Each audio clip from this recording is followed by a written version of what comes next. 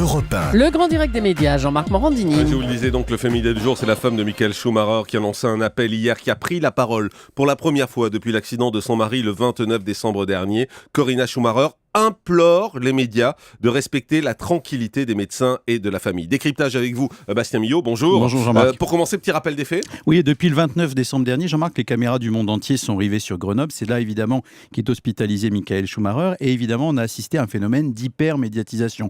Alors il faut dire, on en parlait hier, que l'actualité avait été assez pauvre pendant les vacances de Noël. Et l'accident a évidemment suscité l'attention de nombreuses rédactions du monde entier. Et dans une dépêche AFP, on peut lire que la semaine dernière, les responsables du CHU de Grenoble ont compté jusqu'à plus d'une centaine de journalistes présents en permanence pour couvrir l'événement. Alors hier, il en restait une vingtaine de journalistes et de techniciens et 11 camions de télévision quand même présents en permanence sur le site de l'hôpital. Alors l'hypermédiatisation, elle tient à deux choses. D'abord évidemment, Michael Schumacher, qui est une légende de sa discipline, 7 titres de champion du monde de Formule 1, un sport très populaire qui lui a donc permis de tisser un lien singulier avec les amateurs de sport automobile et le grand public. Et puis la nature de l'accident lui-même. Les médias ont très souvent alerté le grand public pendant les vacances sur les risques de hors-piste et d'avalanche. Donc comme c'est une personnalité qui se blesse dans ces conditions, pas étonnant que ça suscite l'intérêt des médias. Et il a donc fallu pour la famille Schumacher bâtir une communication d'urgence dans les premiers jours.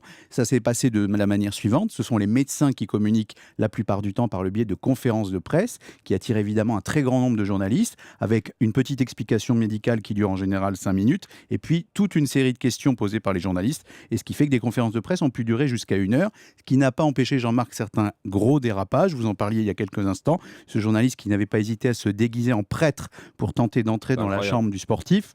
Une information révélée 2 jours après l'accident. Et bien malgré, on va dire, ces dérapages, malgré la douleur et la pression médiatique, la famille de Michael Schumacher était juste là, restée silencieuse. Alors, changement de stratégie hier, puisque pour la première fois, donc, la femme de Michael Schumacher est sortie de son silence. Oui, c'est un phénomène notable. Sa femme s'appelle Corinna et jusqu'à présent, on ne l'avait pas entendue. Elle s'est exprimée hier, pas directement devant les caméras, mais par le biais d'un communiqué de presse envoyé aux rédactions du monde entier. Et les termes qui ont été employés sont très forts, je vous les livre. Il m'importe que l'on ménage les médecins et l'hôpital afin qu'ils puissent travailler en paix. S'il vous plaît, laissez aussi notre famille tranquille. Ayez confiance, s'il vous plaît, dans les déclarations des médecins et quittez la clinique. Avant de conclure, s'il vous plaît, soutenez-nous dans notre combat commun pour Michael.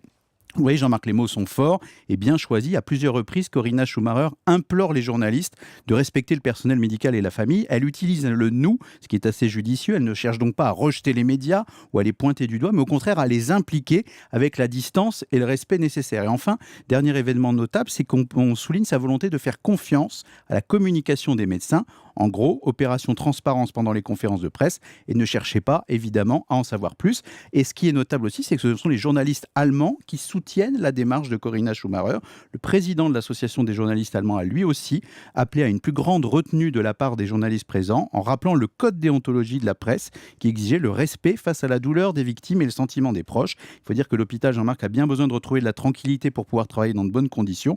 Depuis l'accident de Schumacher, les parkings ont été souvent bloqués ou saturés. La sécurité a dû être doublée et tous les accès sont filtrés. Évidemment, ce n'est pas pratique pour les autres malades. Alors, comment analyser la communication des proches de Michael Schumacher depuis son accident ? C'est une communication de crise à la fois simple et efficace. La prise de parole de la femme de Michael Schumacher est un événement important, très discrète. Sa parole rare n'en a que plus de valeur et de poids. Et évidemment, la famille est tiraillée entre sa volonté de garder le secret médical et la pression des médias qui cherchent absolument à savoir si l'état de santé du champion s'améliore. Un subtil jeu d'équilibriste. Or, depuis le début, le dispositif de communication est millimétré. C'est l'attaché de presse de Michael Schumacher qui prend la parole face caméra ou via des communiqués. Et ce sont les responsables de l'hôpital de Grenoble qui font les conférences de presse quand ça s'impose. Ça se doublera aujourd'hui d'un nouvel événement et d'un nouvel acteur dans la communication. C'est la justice. À 11h, le parquet d'Albertville et les gendarmes tiendront leur première conférence de presse autour de l'affaire, puisque vous le savez, il y avait cette histoire de caméra oui, qui avait filmé l'incident.